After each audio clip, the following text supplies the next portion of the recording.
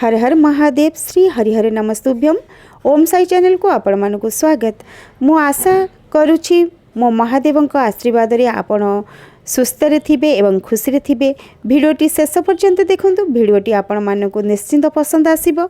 भिडियोटी भल लागिले गोटे लाइक निश्चिंत करि नेबे। सब्सक्राइब करि नथिले प्लीज सब्सक्राइब करि नेबे। ताहले स्टार्ट करिबा आजिर भिडियोटी। आगो को आसुची माघ व्रत।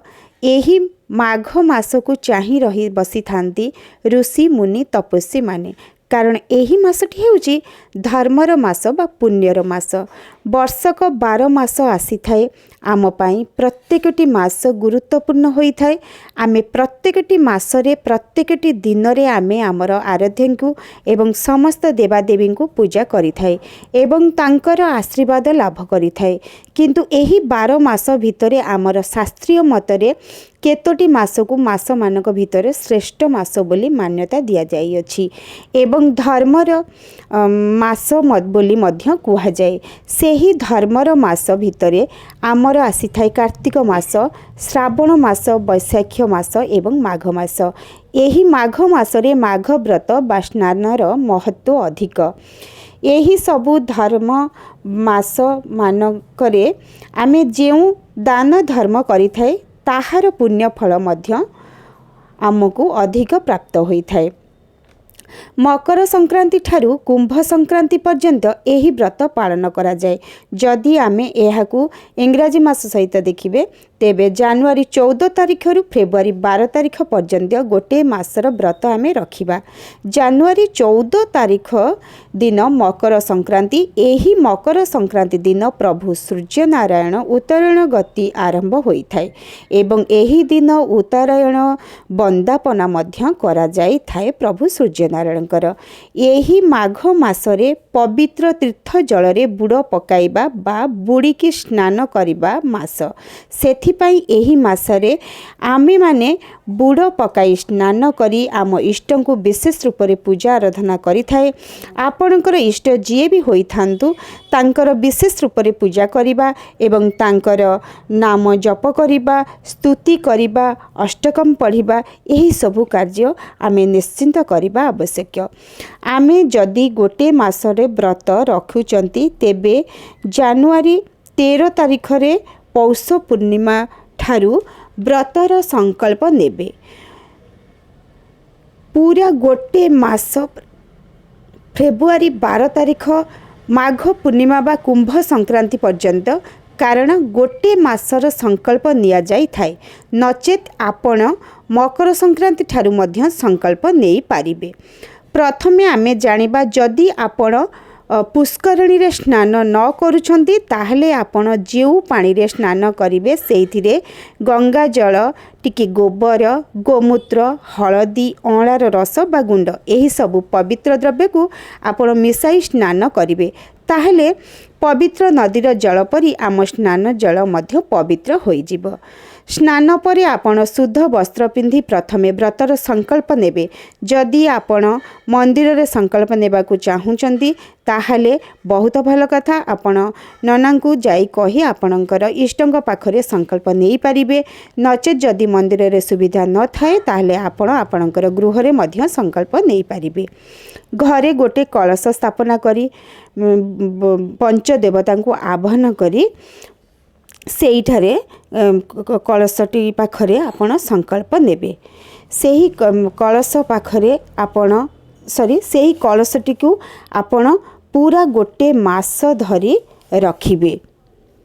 जेपरी ध्यान रखिबे से जो पंचदेवता कलशटी स्थापना करिथिबे से कलश केबे भी जेपरी निज स्थान घुंचीबे नहीं, कारण मास सारा से कलशटी आपण पंचदेवता को स्थापना करी से कलश घट मध्य आपण से कलश रे पूजा करिवे। गोटे तंभा पात्र नहीं आसिबे, सेथिरे गंगा जल, अक्षत, पुष्प, दुब, गुआ रखी संकल्प नेबे। सेही संकल्प रे गुआटी को सेही कलश पाखरे पूरा मास सारा रखिबा को देबे। जदि आपनक घरे असुविधा अछि कलश स्थापना पाई मास सारा कलश बसाई हेब नाही, ताहले सबुठु भल हेब जदि आपणकर इष्ट प्रभु महादेव हुंतु बा नारायण हुंतु जी भी पंचदेवता भीतर हुंतु ताहले तांकर फोटो किंबा मूर्ति पाखरे आपण संकल्पर गुआटी को रखी पारिबे। एठी आपणकर प्रश्न आसीबो मन को जे माघ मासरे आमे केउ देवतांकर पूजा करिबा। आमे जानिबा दरकार जे पंचदेवता हेउचंती एक, तांको मध्यरे भिन्न भिन्न किछि नुहे, से हेउचंती एक। तेणु करी आमे प्रत्येक व्यक्तिंकर पांच मन रही, तेणु आमे आमर मन अनुसार पंचदेवतांको मध्यरु जन को इष्ट करि थाउ बा इष्ट रूप रे मानि थाउ। तेणु करी आपण निजर इष्ट को विशेष रूप रे पूजा करिबा एवं पंचदेवतांकर सहित, कारण पंचदेवतांकर पूजा ही आमर पई सर्वोत्तम श्रेष्ठ पूजा होई थाए।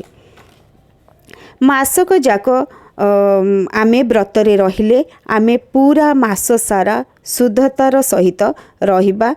जेपरी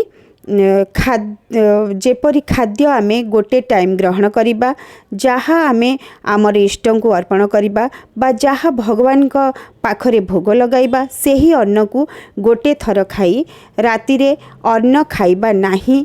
केवल शरबत नचेत पणा परी तरल जिनिस किछि ग्रहण करिबा। ताहाले बाहरे कौनसी खाद्य मध्य ग्रहण करिबा नाही।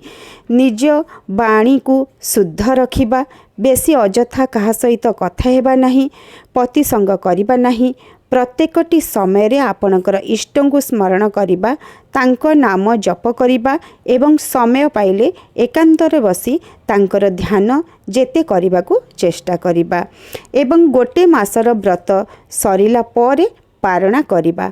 पारण रे आमे किछि खाइबा बनाई प्रसाद लगाइबा निज भगवान को पाखरे एवं सेई प्रसाद को नहीं किछि आमे बांटी देबा। तापरे आमे संचा जेमिति आमर जेकोसी पूजा पर्व सरिला परे आमे ब्राह्मण को किछि संचा माने कंचा पनीपरिबा चाउल देई थाए, तो ताकू संचा कहा जाए। तो से संचारू किछि नहीं आमे मंदिर रे पूजारी को देई देबा एवं दक्षिणा सहित, नचेत जदि ब्राह्मण को न दे पाइले आमे बाहरे मध्य जहाँ को देई पारिबा एवं आमर गोटे मासर व्रत पूरा हेबो। आशा करूची भिडियोटी आपनकु साहाय्य रे आसीबो। पुणी कथा हेबा आउ एक नूतन भिडियो रे, से पर्यंत विदाय नेउची रहुची। हर हर महादेव। श्री हरिहर नमस्तुभ्यम।